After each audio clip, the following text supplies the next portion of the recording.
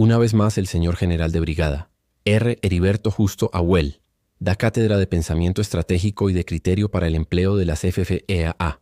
En este escenario, desplegar soldados sin doctrina, sin amparo jurídico y sin objetivos definidos no es solo una irresponsabilidad, es una trampa. O tempora o mores. Los inadaptados al cambio y la contraofensiva revolucionaria en marcha. No sobrevive la especie más fuerte ni la más inteligente, sino la que mejor se adapta al cambio. Charles Darwin. La célebre exclamación de Cicerón: «Oh tiempos, oh costumbres», resuena hoy con dolorosa vigencia. En el año 63 a.C., indignado ante la impunidad de Catilina, a pesar de las pruebas que lo incriminaban, Cicerón denunció en el Senado romano la decadencia de las instituciones y la corrupción moral de su tiempo.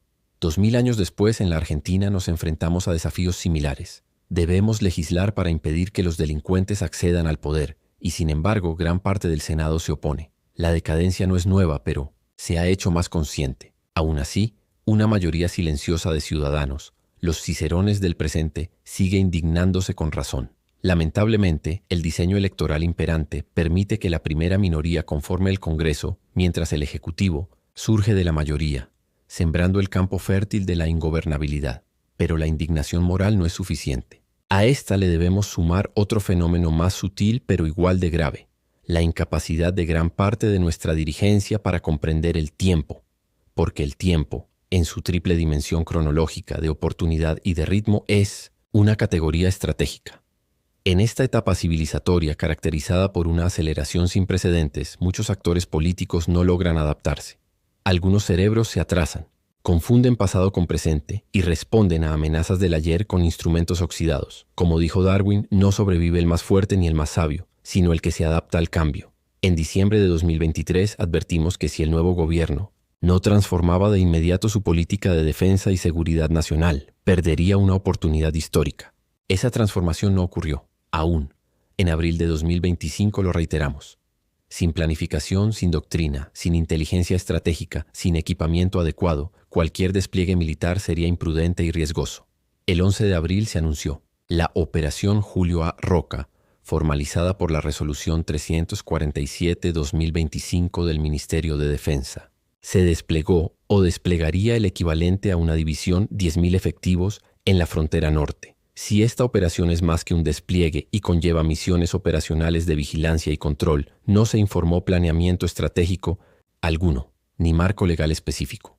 Lo más grave, las tropas operan bajo el Código Penal Ordinario, bajo el cual una muerte en enfrentamiento será tipificada como homicidio. Es decir, en caso de enfrentamiento armado, los militares podrían ser juzgados por fiscales y jueces de justicia legítima, como en los juicios de lesa humanidad que siguen afectando a soldados de los años 70, la situación es inaceptable. ¿Cómo puede pretenderse que los oficiales de esta generación enfrenten las amenazas actuales en las mismas condiciones que las de hace medio siglo? Sin planeamiento, sin doctrina, sin inteligencia, sin ley, sin código militar, sin alianzas internacionales. Y además, con una estructura legal y política que sigue respondiendo a los parámetros establecidos por los derrotados de los 70, que lograron legislar en 1988 y 1991 una seguridad nacional diseñada para desarmar moral y funcionalmente a las Fuerzas Armadas. Publicamos el 1 de mayo el ensayo Zapatero a tus zapatos, donde señalamos estas incongruencias. La respuesta no fue un debate, sino una descalificación personal. El actual secretario de Estrategia y Asuntos Militares, coronel y licenciado Marcelo Rosas Garay, recurrió a las redes sociales para calificarme públicamente como el general Zapatero. Evidentemente, leyó el título, pero no comprendió su sentido. La expresión proviene de una antigua anécdota del pintor griego Apeles, quien corrigió a un zapatero que pretendía opinar fuera de su oficio.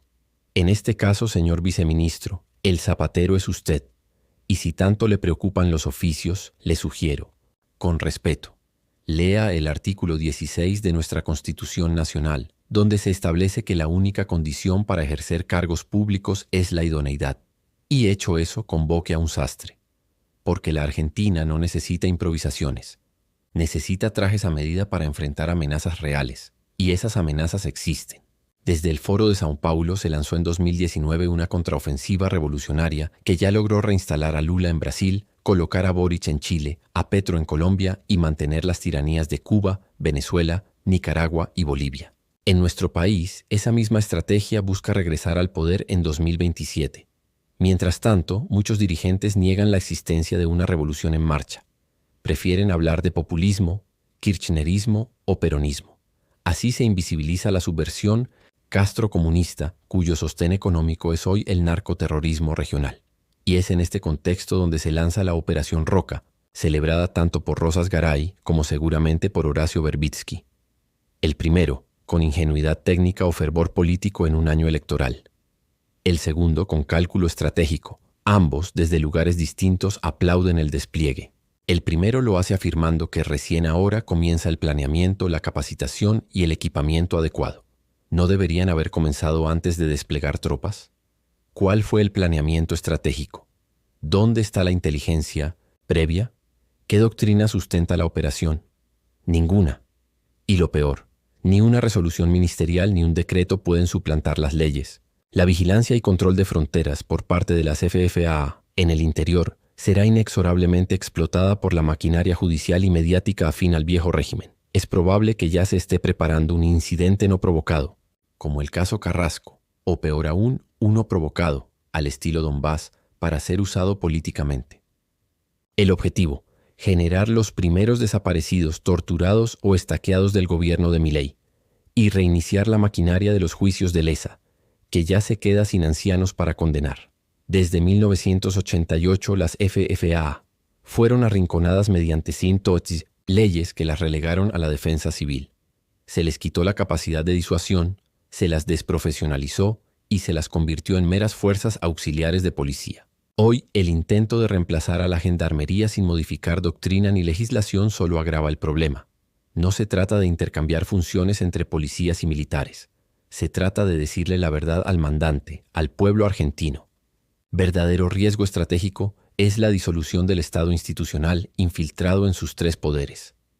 La verdadera amenaza es el narcoterrorismo, que actúa como brazo operativo y financiero del proyecto castrocomunista en América Latina.